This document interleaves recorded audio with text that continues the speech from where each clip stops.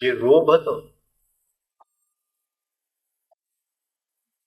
એ નાનસેનને આપી અને ગુરુએ શરીર છોડ્યું. જોશુ નાનસેનનો મિત્ર અને ઘણી પ્રયાસ કરતો હતો, પણ કંઈક નાનું મોટું બાકી રહી જતું, કંઈક કાચું હતું. એક દિવસે અને નાનસેન, હવે એમના મિત્રને એ ગુરુ હતા, ગુરુએ એમને ગાદી સોંપીને ચાલ્યા ગયા. અને જે વાર્તાલાપ થઈ આપણે જરાક જોઈએ. Joshu earnestly asked Nansen, "What is the way?"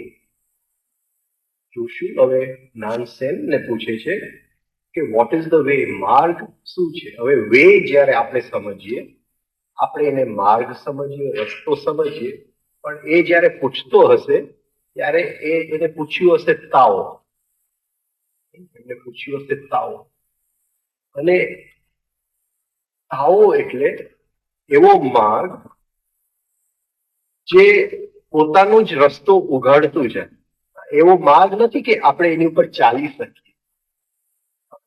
જો તાઓની સમજ અંદર આવી જાય તો જે માર્ગ બને છે એ તાઓ. માર્ગ નથી, એ કોઈ દોરેલી લાઈન નથી કે આની ઉપર ચાલો એટલે તાઓ.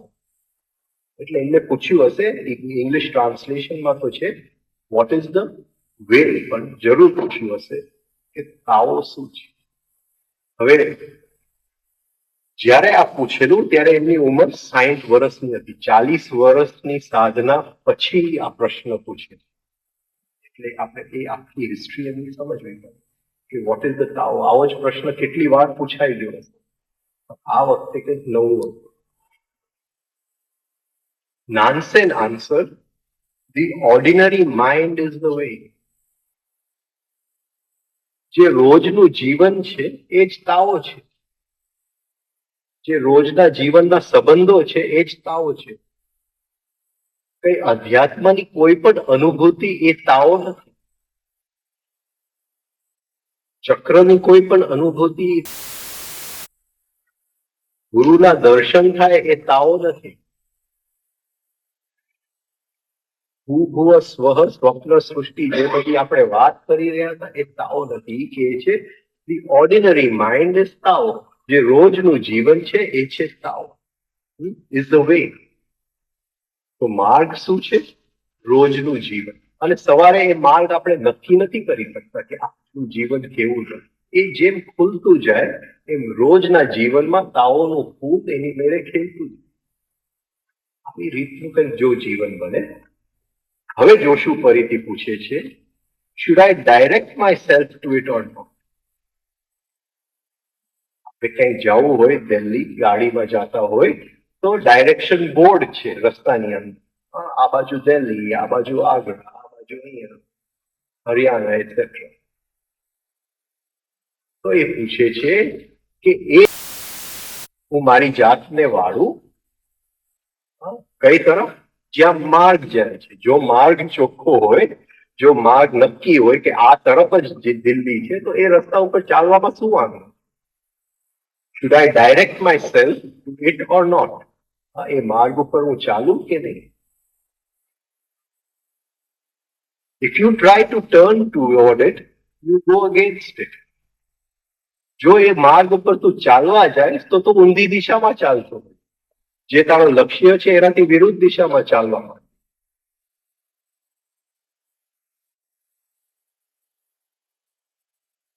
લોકો પૂછે છે કે 5-5 વર્ષ લોકો કરે છે, મળતું નથી. 10-10 વર્ષ કરે છે, મળતું નથી.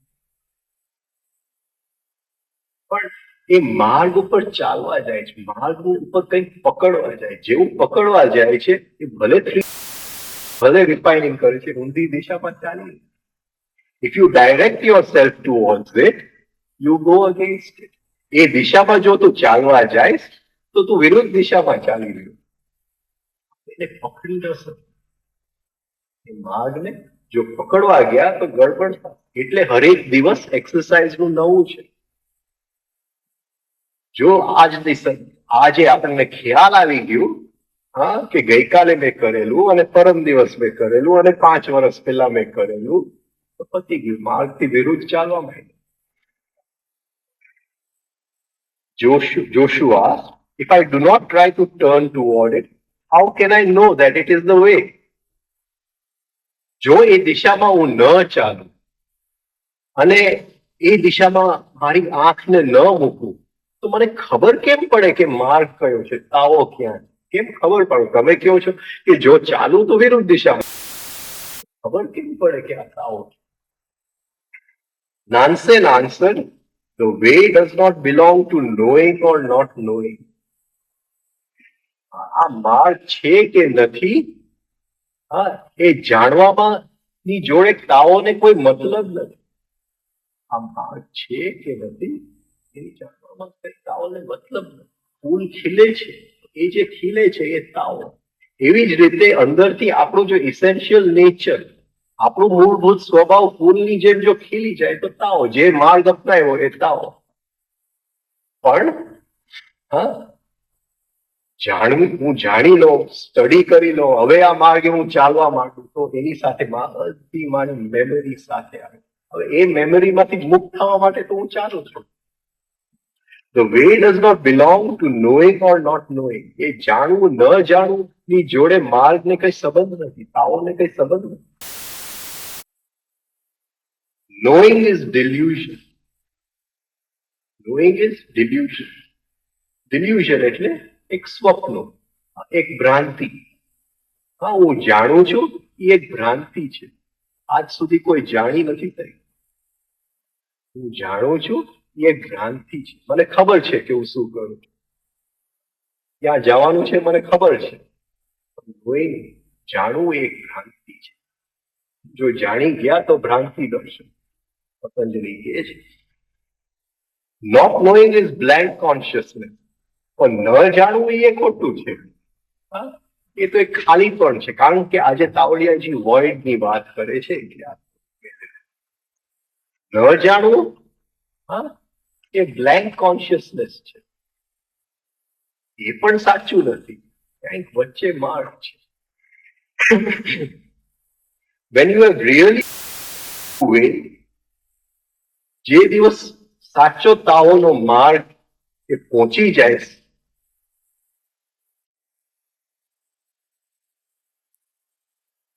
કેવી રીતે પહોંચે? એ એક્સરસાઇઝ હું આ પલ માટે કરું, એ ગાયત્રી આ પલના એન્જોયમેન્ટ માટે કરું, આઈ હેવ રીચ ધ તાવ. તો માર્ગ સામે જ છે. પણ જો કંઈ પણ મેળવવા માટે કરું અને જે પૂછશે કે 5 વર્ષથી હું કરું છું અને કઈ મળતું નથી, કોઈ દિવસ કઈ મળવાનું નથી, એક ઝલક પણ નથી આવી, એ જ કારણસર નથી મળતું. તો આજના પલ માટે એક બાળકનું મન લઈને, ઇનોસન્સ ઓફ અ ચાઇલ્ડ, અને હું કરું છું તો તાવો ત્યાં હાજર હોય છે, માર્ગ ત્યાં. અને તાવો એવી વસ્તુ છે કે જ્યાં માર્ગ અને મુકામ એક જ છે. તાવો મુકામ પણ છે અને માર્ગ પણ છે. તો વોટર કોર્સ વે, પાણીનો માર્ગ. પાણી દરિયા સુધી જાય છે તો એ પાણી છે, અને હિમાલયમાં છે તો એ પાણી જ છે. વે અને ધ ડેસ્ટિનેશન એટલે મુકામ, એ બેઉ એક જ છે. When you have really reached the true way, beyond all doubt, ત્યાં કોઈ ડાઉટની જગ્યા નથી. આજે કરવું છે એક્સરસાઇઝ, એમાં કોઈ ડાઉટ નથી. પણ મને મળશે કે કેમ એ ડાઉટ છે. થોડીક ડાઉટ છે કે આ માર્ગ સાચો છે કે જીવનની અંદર 40 વર્ષની ઉંમર, 40 એટલે હું જરાક વધારે મૂકું છું, 40 વર્ષ કન્સેશન સાથે 40 વર્ષ, તો મેન્ટલી આપણે નક્કી થઈ જવું જોઈએ કે મારે શું કરવું છે, મારું લક્ષ્ય શું છે, આપ જસ્ટ અને કઈ રીતે કરવું. તો થોડીક સમાધાન થઈ, ભલે અંદરનું સમાધાન જે વખતે આવવાનું હોય આવે, પણ એટલીસ્ટ મેન્ટલ સમાધાન 40 વર્ષે થઈ જાય, બહુ ઇમ્પોર્ટન્ટ છે. પછી દાવ જો ખોટો ફેંક્યો, કઈ વાંધો નહીં, આવતા જન્મમાં ફરીથી કરશે. કદાચ ખોટું હોય, આ 3 સ્ટેપ થી કઈ નહીં મળે. Gayatri is not worth doing at all, એ કચરા પેટી બરાબર છે. જો દાવ એ લગાડી દીધું તો રમીને જ રહ્યું, પણ 40 વર્ષે નક્કી થઈ એક વાર કયા માર્ગે જવું છે, પછી અહીંથી આજે આ કર્યું, આજે તે કર્યું, તે કર્યું, કઈ વળવાનું. તો when we have really reached the way beyond all doubt, આ 40 વર્ષની વાત નથી કરતી, એ તાઓની વાત છે. ફૂલ હવે ખીલી ગયું છે, હવે કોઈ ડાઉટ નો સવાલ જ નથી.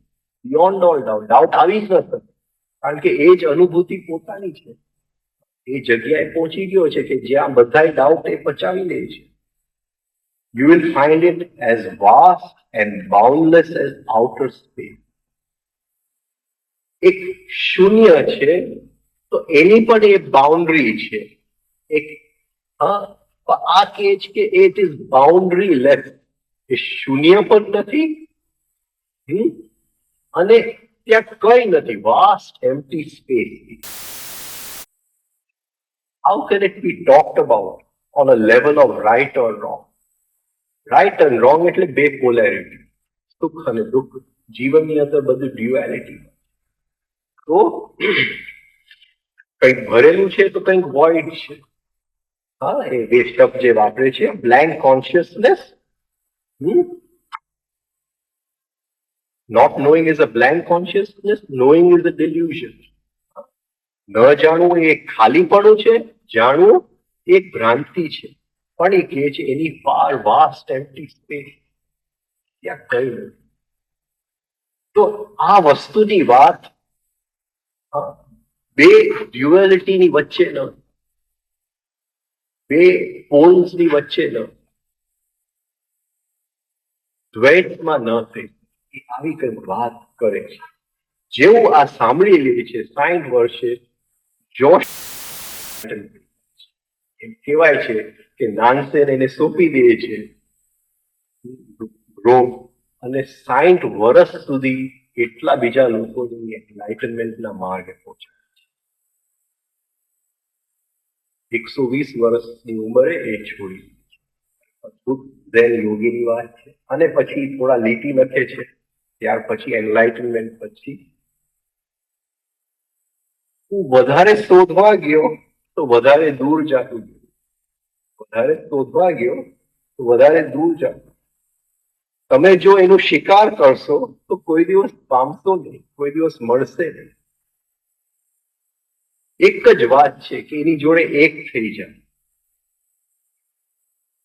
તો એ એક થવામાં તમે પોતાની જાતની જોડે એક થઈ જાય. હવે કાવડિયાજી પૂછીએ છે બધાય જે કોટેશન છે બધાય માઇન્ડ ઉપર જ છે, એટલે એક પછી એક જુદી દિશાઓથી આપણે માઇન્ડને જ સમજવું પડશે.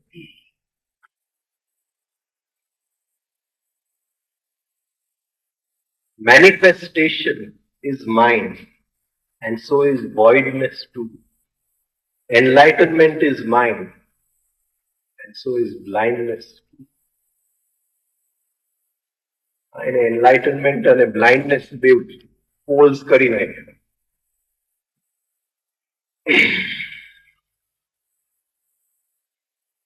Whoever clings to mind sees not the truth of what is beyond mind. Gujarati કરું.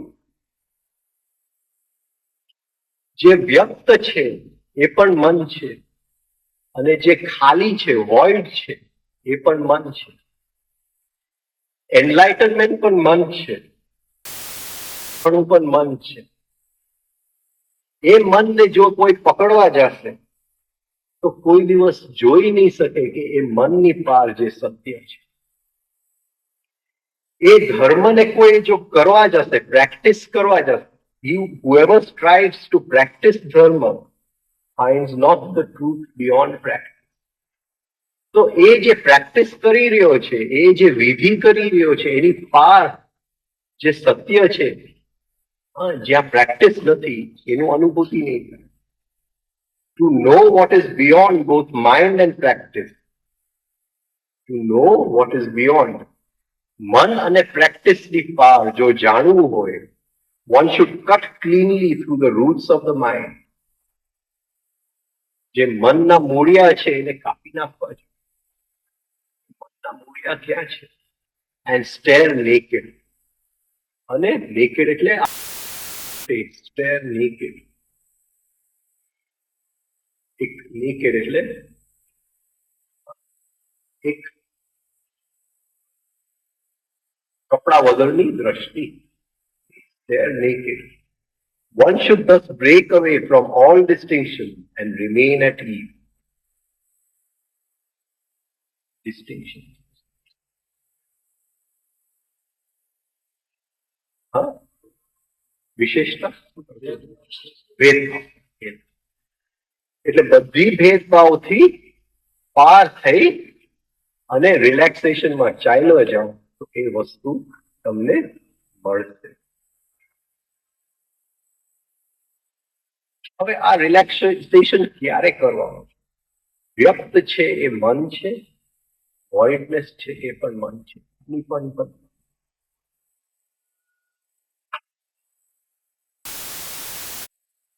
સવારે થોડી સેન્સિટિવિટીની વાત થઈ. હવે બીજી રીતે જોઈએ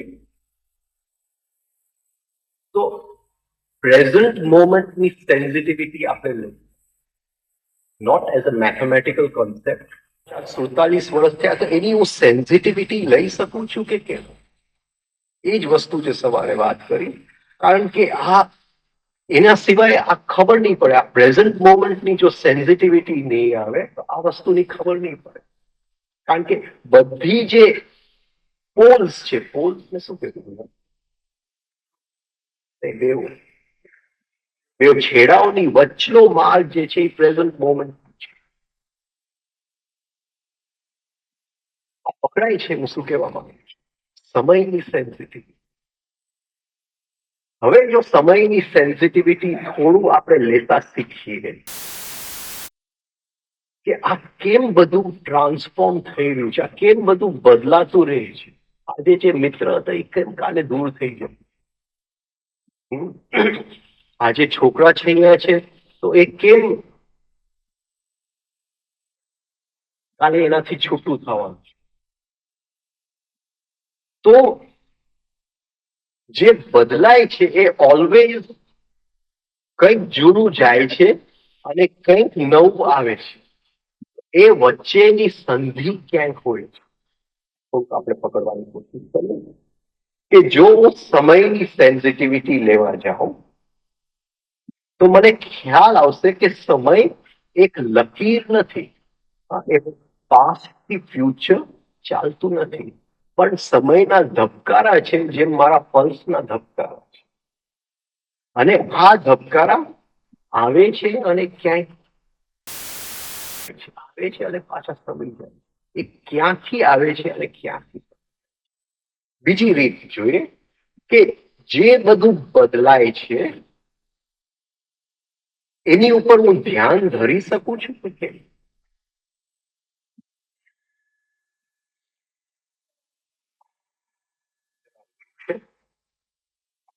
એક વખત બુદ્ધ પ્રવચન આપવા સાંભળીએ કે શું કહેવા માંગે. બુદ્ધ કહે છે સાધકોને કે બુઢાપો આવવાનું છે એ નિશ્ચિત છે. બુઢાપો આવવાનું છે એ નિશ્ચિત છે, એ તમે એનાથી ભાગી ન શકો. રોગ આવવાનું છે એ નિશ્ચિત છે, એનાથી તમે ભાગી નહીં શકો. મૃત્યુ આવવાનું છે એ નિશ્ચિત છે, એનાથી ભાગી નહીં શકાય. એ વસ્તુઓ આપણને ગમે છે, છોકરા છૈયા બૈરી, એ બધાથી છૂટું પડવાનું નિશ્ચિત છે, આનાથી ભાગી નહીં શકાય. અને હું જે છું, હું મારા કર્મોના હિસાબે છું, એનાથી હું ભાગી નથી શકતા. વસ્તુ ભૂલ. હવે આનો ઉપાય શું? તો બુદ્ધ કહે છે કે એ જે જુવાની બુઢાપામાં બદલતું જાય છે, એની ઉપર સંયમ કરો. સમજાય છે શું કહેવા માંગુ? એ જે રોગ આવવા વાળું છે, હા, એ જે સમય આપણને મળવા આવે છે, એની ઉપર સંયમ કરો. અને આ શરીર આજે છે અને કાલે નથી, એ બે વસ્તુની વચ્ચે સંયમ કરો. તો આ શું થશે?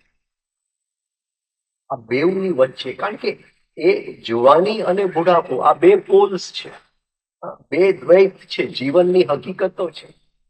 એ વચ્ચે જો હું સંયમ કરી શકીશ તો એવું કદાચ કંઈક મળે જે આ પણ નથી અને આ પણ નથી. બીજી રીતે જો કે રાતે હું સૂઈ જાઉં, જે આપણે રોજ કરીએ, તો એક સ્થિતિ એવી છે કે જ્યારે હું સૂતો નથી, બીજી સ્થિતિ એવી છે જ્યાં ઊંઘ આવી જાય છે. પણ એ બે વચ્ચેનું જે સંધિકાલ છે એમાં ટકાતું નથી. આ સમજાય છે? કારણ કે એ સંધિની અંદર સમયની સ્પીડ જે છે એ એકદમ સ્પીડમાં ચાલે છે. જો એ સંધિ હું પકડી શકું તો આ મોમેન્ટે મને એ વસ્તુની અનુભૂતિ થાય. એટલું ફાસ્ટ એ સંધિમાંથી નીકળી જવાય છે. આ પકડાય છે? શું કહેવા માંગુ છું?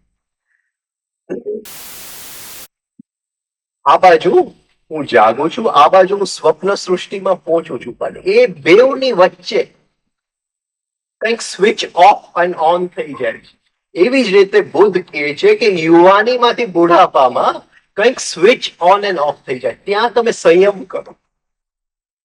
તો જ્યાં હું ઊંઘતો નથી અને જ્યાં હું જાગતો નથી, એ જો વચલી જો સંધિ કાલ ઉપર જો સંયમ થઈ ગયું, બરાબર ત્યાં મારું ધ્યાન ટકી ગયું, તો કંઈક અદ્ભુત સમયની અંદર હું પ્રવેશ કરી શકું. હવે તાવડિયાજી શું કહે છે કે બધી વસ્તુ દ્વૈતની અંદર છે અને એ દ્વૈતમાંથી મુક્ત થવાનો માર્ગ એક જ છે કે સમય ઉપર આપણે સંયમ કરીએ. સમયની સેન્સિટિવિટી, મેનિફેસ્ટેશન વ્યક્ત થાય છે, એ અવ્યક્તમાંથી વ્યક્ત થાય છે. તો આ બે વચ્ચે હું શું કહેવા માંગુ છું, એ બે વચ્ચે બરાબર સંયમ કરો. શું જીવનમાં વ્યક્ત થાય છે અને શું અવ્યક્ત થાય છે. હમણાં ગુસ્સો આવ્યો, 2 મિનિટ પહેલા નતો, તો એ અવ્યક્તમાંથી વ્યક્ત કઈ રીતે થયું એ સંયમ કરો. તો આ સમયનું સંયમ થવા માંડે. સો ઇઝ વોઇડનેસ ટુ, તો એ જ્યાંથી આવ્યું એ પણ મન છે, જ્યાં વ્યક્ત થાય છે એ મન છે. જે મન નથી એ બેવની વચ્ચે જે સંધિકાલ છે, ત્યાં કંઈક મન નથી. પકડાય છે? એ બિયોન્ડ ધ માઇન્ડ છે. ત્યાં એનલાઇટનમેન્ટ ઇઝ માઇન્ડ બ્લાઇન્ડનેસ. જો એનલાઇટનમેન્ટની અનુભવ કરવા વાળો જો બચી જાય છે તો એ આંધળો જ છે. એ આંધળો જ છે. તો આંખે દેખાય છે તો એ નથી દેખાતું, એ બે વચ્ચે જો હું સંયમ કરું, હા, તો એ દ્રષ્ટિની પાર શું છે મને દેખાય, મને ખબર પડે, એની સંવેદના થાય.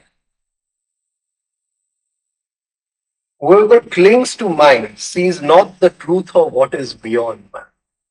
આ માઇન્ડનો એક સ્વભાવ છે સંસ્કારોના હિસાબે કે ઇટ ક્લિંગ્સ ટુ, એ છોડવા નથી માંગતું, એ જૂનું છોડવા નથી માંગતું. આ એની ટેન્ડન્સી છે. એ મનને આપણે છોડવા નથી માંગતા. અને એ જો ક્લિંગિંગની શું કહેશું એને, હા, વળગી રહેવાની જો ટેન્ડન્સી રહે તો એ મનની પાર શું છે આપણને ખબર નહીં પડે. એક આપણે પ્રેમમાં પડીએ છીએ, તો જેની જોડે પ્રેમમાં પડીએ છીએ એની જોડે એક સંબંધ બંધાય છે. એટલે આ જે પ્રેઝન્ટ મોમેન્ટ છે એની જોડે જો સંબંધ આપણે બાંધી શકીએ, પ્રેમનો સંબંધ, અહીંનો સંબંધ નહીં કે આ વર્તમાન ક્ષણ છે ને એની અંદર રહેવું છે, પણ આ જે વર્તમાન સમય ચાલી રહ્યું છે એમાં જે સમયનું જે ક્ષણ ખીલી ઉઠે છે એની જોડે જો આપણે પ્રેમનો સંબંધ બાંધી શકીએ તો વર્તમાન ભાવમાં આપણે પ્રવેશ કરીએ. જે પ્રેમનો ભાવ છે એ વર્તમાનનો ભાવમાં આપણે, આ મેડિટેશનનું પહેલું કદમ છે. તો આ વસ્તુ ખબર પડશે, કારણ કે આખી વાત બધી દ્વૈતથી મુક્ત થવાની વાત છે. અને જ્યાં સુધી એ સમયના મોમેન્ટની સેન્સિટિવિટી નહીં આવે, એટલે કેમ સેન્સિટિવિટી આવે, જ્યાં સુધી એના પ્રેમમાં નહીં પડે. કારણ કે વર્તમાન ક્ષણમાં નથી રહેવું, વર્તમાન ભાવમાં રહેવું છે. It is a love affair with the present moment છે. હું શું કહેવા માંગુ, તો જીવનની અંદર જ્યાં જ્યાં દ્વૈત છે, જે બે છેડા છે, એ જે વર્તમાન ભાવ છે એ એક્ઝેક્ટલી બેવની વચ્ચે, તો બરાબર આપણું સંયમ ત્યાં ટકી રહે. હવે જેવું સંયમ ટકી રહે છે એ વર્તમાન ભાવ ધીમે ધીમે મોટું થતું જાય છે. પછી એ જેવું મોટું થતું જાય છે તો વ્યક્ત પણ એની અંદર સમાઈ જાય છે, અવ્યક્ત પણ એની અંદર સમાઈ જાય છે. સંયમ, સંયમ એટલે sensitivity of the present moment. આંધળાપણું પણ એની અંદર સમાઈ જાય છે, એનલાઇટનમેન્ટ પણ એની અંદર સમાઈ જાય. પછી કોઈ ક્લિંગિંગ રહેતું નથી, કોઈ વસ્તુ પકડવાનું રહેતું નથી કે આને પકડવું છે, વળગી રહેવાનું, કારણ કે એ જ વર્તમાન જે ભાવ છે એ ધીમે વધતું જાય છે. એની અંદર આપણા બધાય ભાવ સમાઈ જાય. પછી આપણે જે પ્રેમમાં પડીએ છીએ બહુ નાનું દેખાય છે. એ જો વર્તમાન ભાવ અંદર એકવાર જાગી જાય,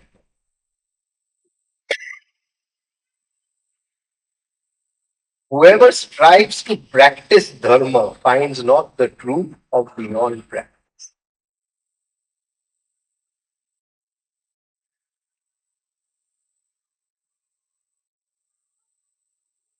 Strives એટલે કોશિશ કરવું. ટુ પ્રેક્ટિસ કરવાની. શું પ્રેક્ટિસ કરવું? ધર્મ. આપણો ધર્મ શું છે?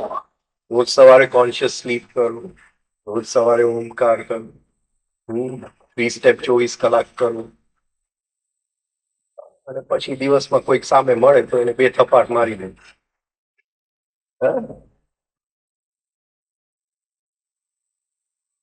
ધર્મ સ્ટ્રાઇવ્સ એટલે કોશિશ કરો. જ્યાં સુધી પ્રેક્ટિસ કોશિશ છે ત્યાં સુધી વર્તમાન ભાવ નહીં.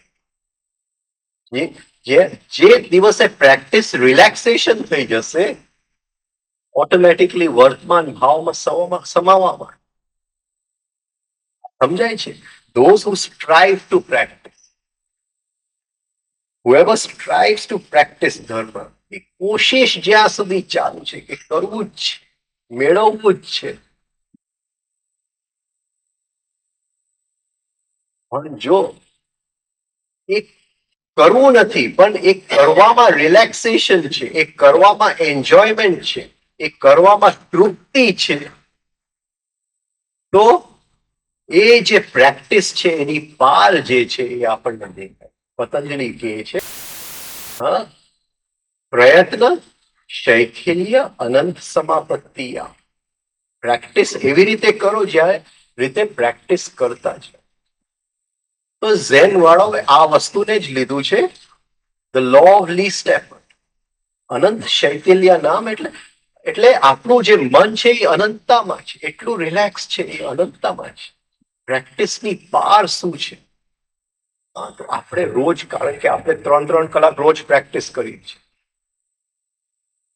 અને નવેમ્બર થી તો 3 કલાક એકદમ સ્ટ્રિક્ટલી નો એક્સક્યુઝીસ, એક્સક્યુઝ કર્યા ગયા. He who excuses himself accuses himself.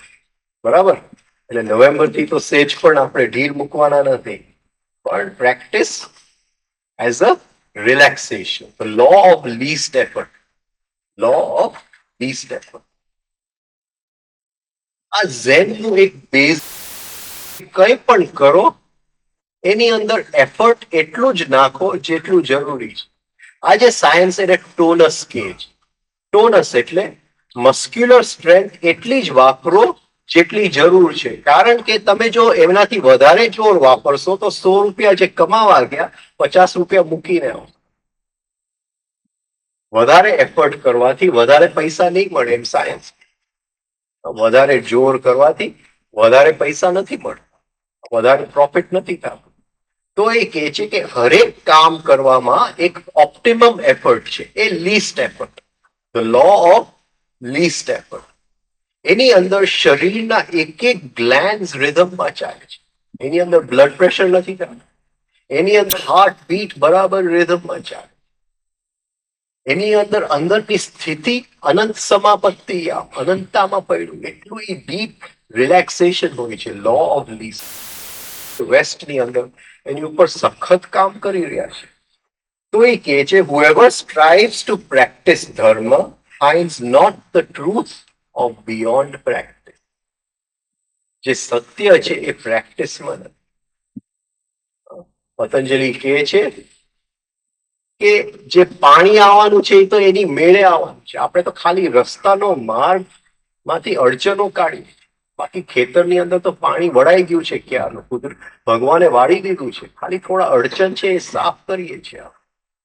તો આપણે એટલું જે થોડું કરવાનું છે એ જો રિલેક્સ્ડ એફર્ટથી કરીએ તો એ પ્રેક્ટિસની પાર જે દુનિયા છે એની ઝલક આપણને. To know what is beyond mind and practice. સવારે વાત થઈ મનને શાંત કરવા, એની માટે આપણે અભ્યાસ કરશું. પણ અભ્યાસ કઈ રીતે કરશું? વૈરાગ્યની દશામાં, લો ઓફ લીસ્ટ એફર્ટ. વૈરાગ્યની દશામાં આપણે પ્રેક્ટિસ કરીશું. અભ્યાસ વૈરાગ્યથી પ્રેક્ટિસ કરો. હવે એ શું કહે છે કે એ મન શાંત કરવા માટે જે આપણે પ્રેક્ટિસ કરીએ છીએ, પણ આપણે શું જાણવું છે? એ પ્રેક્ટિસની પાર શું છે અને આ મનની પાર શું છે એ જાણવું છે. To know what is beyond both mind and practice. હવે અહીંયા જરા ગડબડ છે. એક પોઈન્ટ એવો આવશે કે ઊંડી ખાઈમાં ઠેકડો જ મારવો પડે. ત્યારે એમ થાય છે કે આ પ્રેક્ટિસો આપણે શું કામ કર્યું? જો આ ખાઈમાં ઠેકડો મારવાનો, તો જ ખબર પડશે કે પ્રેક્ટિસની પાર શું છે અને મનની પાર શું. જો ઠેકડા મારવાની તૈયારી નહીં હોય, પ્રેક્ટિસ જે છે એ ફૂસલાવી અને આપણને એટલી તૈયારી કરે કે હવે આ 10મા માળેથી ઠેકડો મારી લે, એટલું જ કરે. To know what is beyond practice, one should cut cleanly through the roots of the mind and stare naked. એ જે મનના મૂળિયા છે એને જો પ્રેક્ટિસની પાર જવું હોય તો મનના મૂળિયા કાપવાની તૈયારી છે. મનના મૂળિયા કાપવું, મનની પાર જે ખીણ છે એની અંદર ઠેકડો મારો એટલે મનથી દૂર જાય. અત્યારે પણ એ ખીણ સામે જ છે. મન શાંત નથી એટલે દેખાતું નથી. આપણે રિલેક્સ નથી આ પ્રેઝન્ટ મોમેન્ટની અંદર એટલે દેખાતું નથી. એ ખીણ સામે જ છે. અત્યારે પણ આપણે ઠેકડો મારી શકીએ, બહુ મોટી વાત નથી ઠેકડો મારો.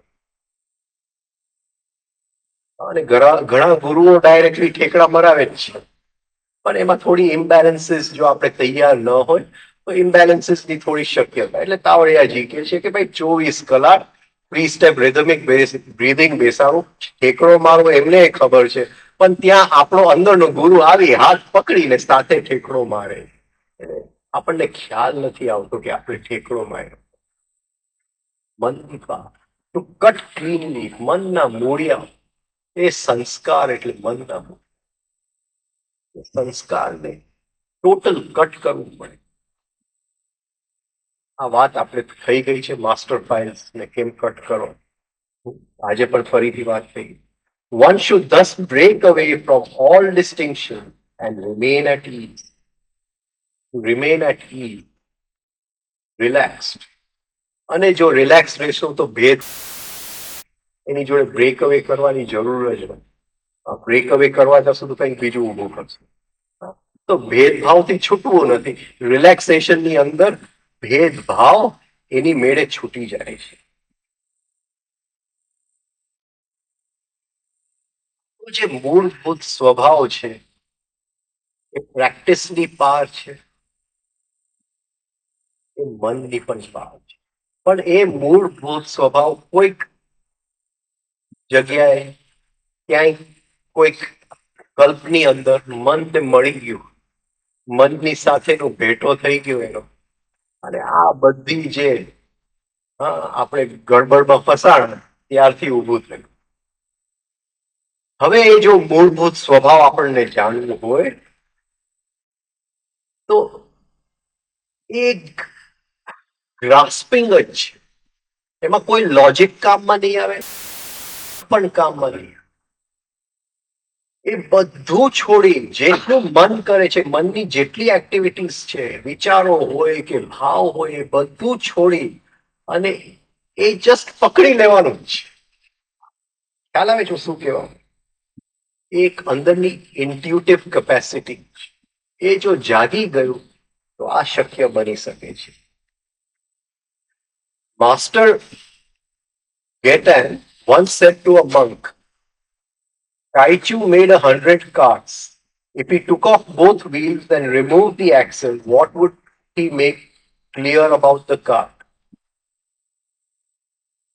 જાપાનની અંદર ટાઈચુ કરીને એક માણસ થયો જે પહેલી વાર બળદગાડીની શોધ એને 100 બળદગાડીમાં બનાવી અને પછી બધા એના પેડા કાઢી નાખ્યા અને એક્સેલે કાઢી નાખ્યા. તો એ કહે છે શું રહી જાય છે? આપણી જે બધી ભ્રાંતિઓ છે, આપણી જે બધી આઈડિયાઝ છે, આપણી જે બધી અંદર મગજની અંદર ભરેલા કન્સેપ્ટ છે, એ કાર્ટના વ્હીલ્સ છે. એ ફરી ફરીને આવે છે, એક્સલની ઉપર ફરી ફરીને જ આવે છે. એ જ વસ્તુ ફરી ફરી કરીએ જ છે. એ જ ભ્રાંતિઓ, એ જ માન્યતાઓ, એ જ વસ્તુ ફરી ફરીને કરે છે. એ છે ત્યાં સુધી મૂળભૂત સ્વભાવ શું છે? કાર્ટ. તો એના પેડા કાઢી નાખો, એની એક્સલ કાઢી નાખો છે, બચે છે એ મૂળભૂત સ્વભાવ આપણો બચે. જ્યાં સુધી આપણને એમ લાગશે કે કંઈક કરવાનું બચે છે, તો થોડીક હજી એફર્ટ બાકી છે, થોડુંક ચાલવાનું બાકી છે, ત્યાં સુધી માઇન્ડ ની પાર જે છે, જે વ્યક્ત અને અવ્યક્તની જે પાર છે, જે એનલાઇટનમેન્ટની પાર છે, કારણ કે આ કોટેશન મહામુદ્રામાંથી લીધું છે, એટલે એ એનલાઇટનમેન્ટની પાર અને મહામુદ્રામાં એનું આપણને ખ્યાલ નથી આવતો. સેજ પણ જો બાકી કંઈ પણ રહી ગયું હોય મનની અંદર,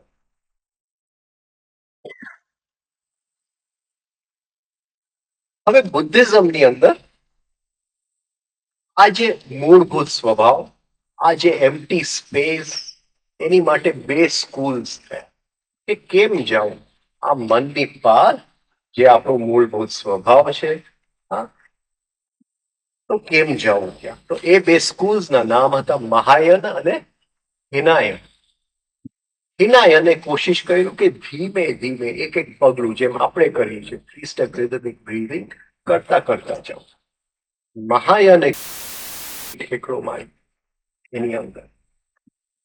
ત્યાં કંઈ બદલાતું નથી. મહાયાન તમે ધીમે ધીમે શું કામ જાઓ? એનલાઇટનમેન્ટ પણ ત્યાં અડતું નથી, અને નોન એનલાઇટનમેન્ટ પણ ત્યાં અડતું નથી. એ મૂળભૂત સ્વભાવ એવો છે કે એ પાણી જેવું છે. પાણીને આપણે કહી ન શકીએ કે તમે વધારે ભીગું થાવ. સોને આપણે કહી ન શકીએ કે તમારે વધારે કિંમતી થવાનું છે. જે પૂર્ણ છે એને કહી ન શકીએ કે તમે વધારે પૂર્ણ.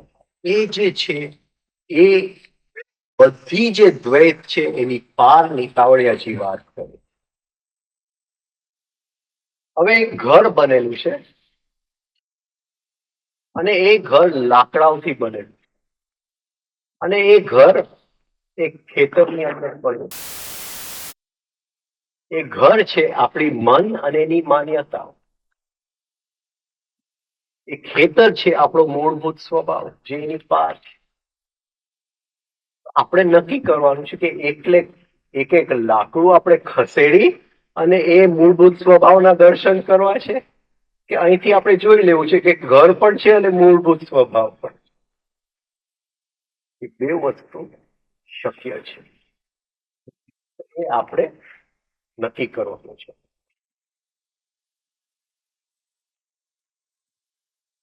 એની વાત હું કરી નથી શકતો, એનું પિક્ચર ઉતારી નથી શકતો, એના વખાણ કરવાથી હું થાકતો નથી. જો કરવા જાઉં છું તો એ છૂટી જાય છે. પણ એકવાર જોવાઈ ગયું પછી એ મૂળભૂત સ્વભાવને હું ક્યાંય સંતાડી નથી શકતો. એવી વસ્તુ છે અને એ બધી પ્રેક્ટિસીસથી પાર છે.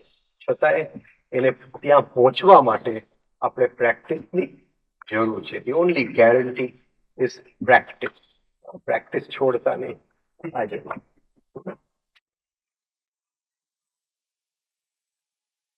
પોતાનો બધો થઈ જાય. ભોજન છે એ ખાવા માટે છે.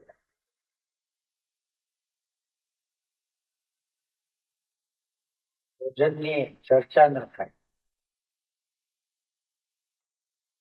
અને ભોજનની જે ચર્ચા કરવા જાય છે ભૂખ વળગે. સવારે વાત થઈ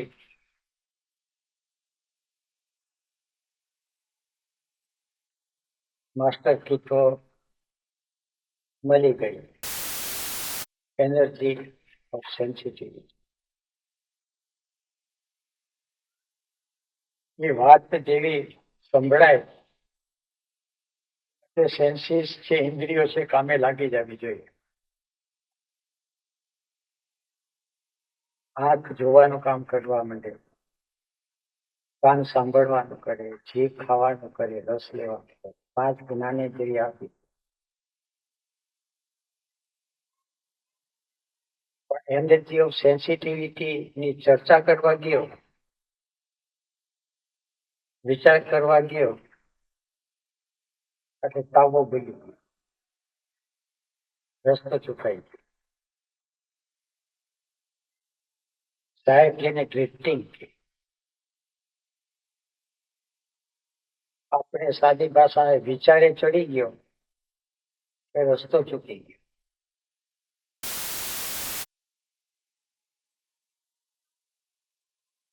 અને આપણી ખોપરી સિવાય આખું અસ્તિત્વ છે નિર્વિચાર છે. સુરત વિચારે નથી ચડતો, ચાંદો વિચારે નથી ચડતો, દરિયાના મોજા વિચારે નથી ચડતા, પવન વિચારે નથી ચડતો. પવન એટલે જ્યાં વાય છે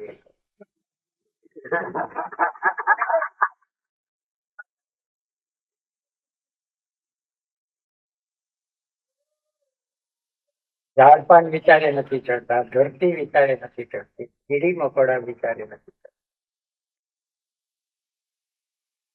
અને આપણે એક એવા ક્યાં બહુ મોટા આટલા બધા વિચારે ચડી જાય. આ વિચારે ચડી ગયો એટલે રસ્તો ચૂકી ગયો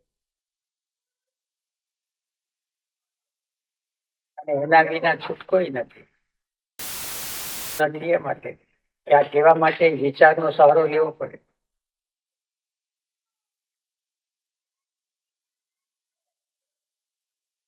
ઓશોની એક કથા છે નસરુદ્દીન. નસરુદ્દીન નિરાંતેથી પ્લેટફોર્મ ઉપર આંટા મારતો હતો જલસાથી. કેટલાય માણસો ગાડીમાં આવજા કરતા હતા. આવજા કરતા હતા એટલે એને કીધું કે નસરુદ્દીનને કે ચાલ બધા ગાડીમાં બેસેલી તો પ્લેટફોર્મ ઉપર છે. ઠીક નહીં, હવે તો હું છું ત્યાં મજાનો છું. ધરા ચડાય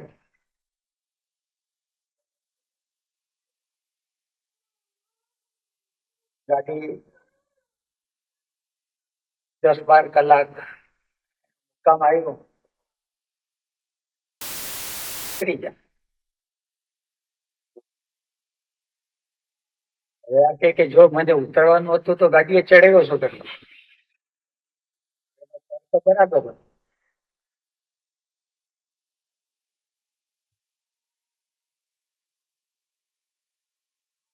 જીવન કંઈક આવું છે, જ્યાં છે ત્યાં પાછું આવવાનું છે, પણ ગાડીમાં બેસીને ઉતરવાનું છે.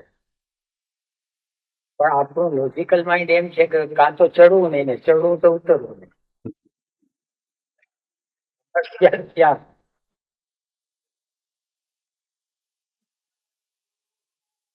પેલા આપણે ત્યાં તો બહુ ગહેરાઈ, જીવનની ગહેરાઈમાં ઉતરેલા છે બધી પ્રભુ છે. તમને પેલા કહેશે કે 2 પૈસા કમાવો, એટલે તમે કમાવામાં ચડી જાઓ. શું પછી કે છે કે દાન આપી દે. હવે આપણું તર્કયુક્ત મન છે કે જો દાન જ આપવાનું હતું તો કમાવું શું કરવા? અને જીવનનું રહસ્ય એ છે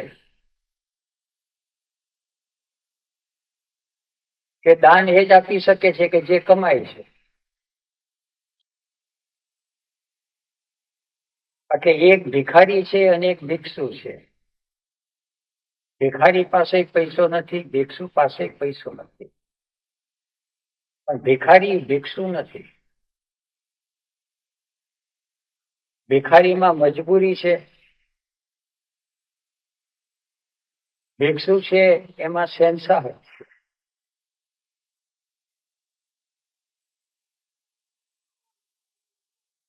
અહીંના લોકો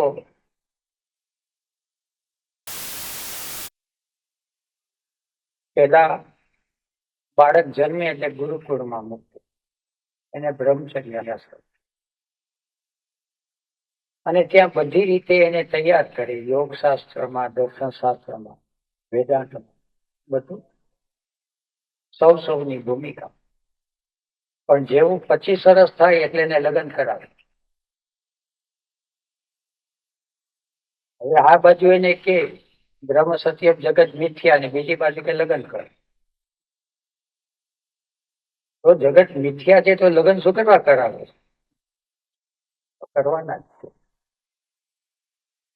લગ્ન કરે સંસારની અંદર બધું,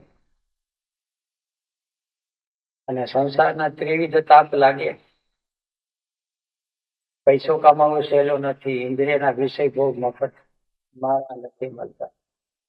લગ્ન કરે પતિ પત્ની, ઝઘડા, પ્રેમ, હનીમૂનના પ્રસંગો, અને સામસામા ઝઘડાના પ્રસંગો હોય. બાળ બચ્ચા થાય, માંદા સાચા થાય, એને ભણાવવા ગણાવવા, ભરાવવા પડાવવા, અને કેટલી કડાકૂટમાંથી જીવ પસાર થાય. એ બરાબર 50 વર્ષ થાય એટલે કે હવે સંસાર છોડો. તો કે મંડાઈ તો શું કરે? તો છોડવાનો જ હતો, મંડાઈ તો શું કરવા? નિયમ છે, અસ્તિત્વનો આ ગહેરો નિયમ છે. પેલા મેળવવાનું છે અને પછી વિસર્જન કરવાનું. અને આપણા બધાની હાલત એવી છે કે જે ભૂમિકામાં જે કરવું જોઈએ ને એનું આપણને ખ્યાલ નથી, ને બીજી ભૂમિકાનો આપણને ખ્યાલ આવી જાય છે. એટલે અંદર જલેબી ઊભી થાય. જલેબી એટલે ગુચવાડ.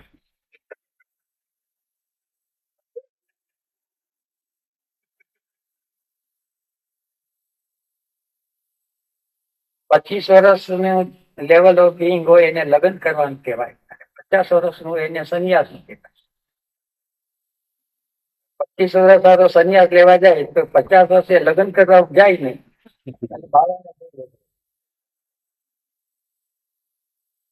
તકલીફ અત્યારે આ ઉભી. જે તે લેવલ ઓફ બિંગ ને માટે જે કંઈ કહેવાનું છે, આ તો એક સંસારના થોડી રમૂજી વાતો થઈ. હકીકત એ છે કે જે જીવનું ચિત્ત ભટકે છે એ સીધો સાક્ષીભાવની વાત કરે છે. સાક્ષીભાવ તો એને છે જેનું ચિત્ત શાંત અને સ્થિર થઈ ગયું છે તો એ ચિત્તમાંથી હવે મુક્ત થાય. જેનું ચિત્તનું ઠેકાણું જ નથી,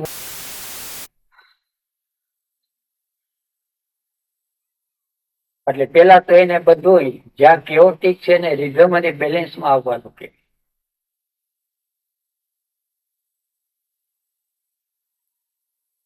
સંગીત છે, બધાના ગળામાં સ્વર છે,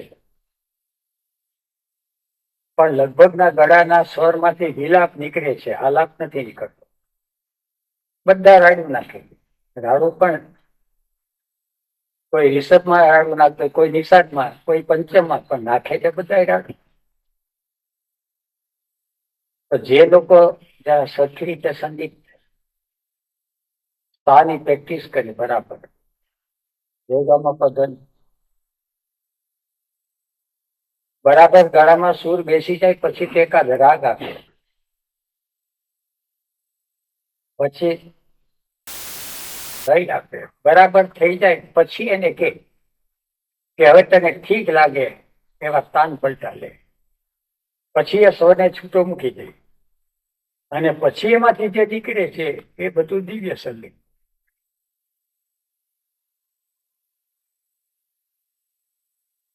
પણ એક જે તાન પલટા લેતો હોય ગમે એમ ગમે ત્યારે, અને બીજો છે એ કે આ પણ આમ કરે છે ચાલ આપણે કરવા માંડીએ, તો ત્યાં કેવો શું બતાવે. કોઈ પેન્ટર છે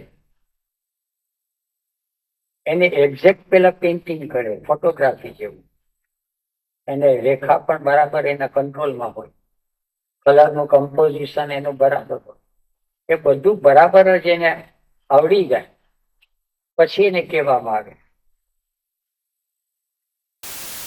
એ રંગરેખા જે છે એનો આગ્રહ છોડી દે, એને આ લોકો એસ્ટેટ આર્ટ. હવે આની અંદર બે વાતો આવી. પહેલા વાત તો આવી પેલી ભૂમિકાની, અને પછી ઝેન માસ્ટરની વાતો આવી, બધી એબ્સ્ટ્રેક્ટ વાતો, મગજમાં ક્યાંય બેસે નહીં. If you try the way, જો તમે માર્ગની કોશિશ કરશો તો એનાથી વિમુખ જશો. એટલે આપણે ગોટે ચડી જાય.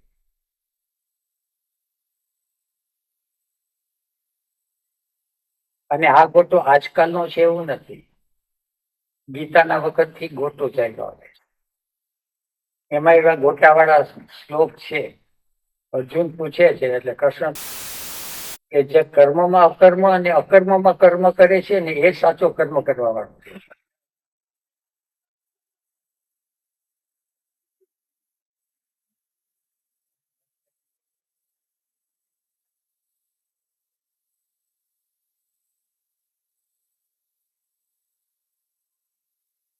પછી કોઈને શબ્દ વાપરે એફર્ટલેસ એફર્ટ,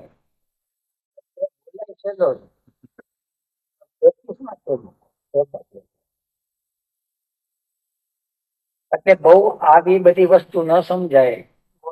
સાચી વાત કરી, હસી બાત ખેલી બાત હરી બાત. ધ્યાન કરવું તો હસતા રમતા ખેલતા. હવે રિલેક્સ શબ્દ જયારે આવશે ને તો આપણે જરા ટેન્સ થઈ જશું.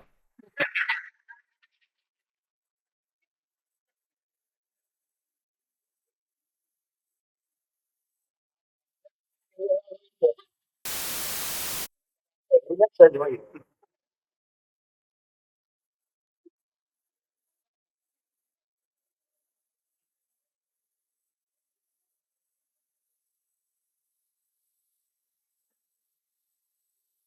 સવારના પૂરમાં ઉઠ્યા ને કોઈને એમ ફરવાની એક મોજ આવી ગઈ.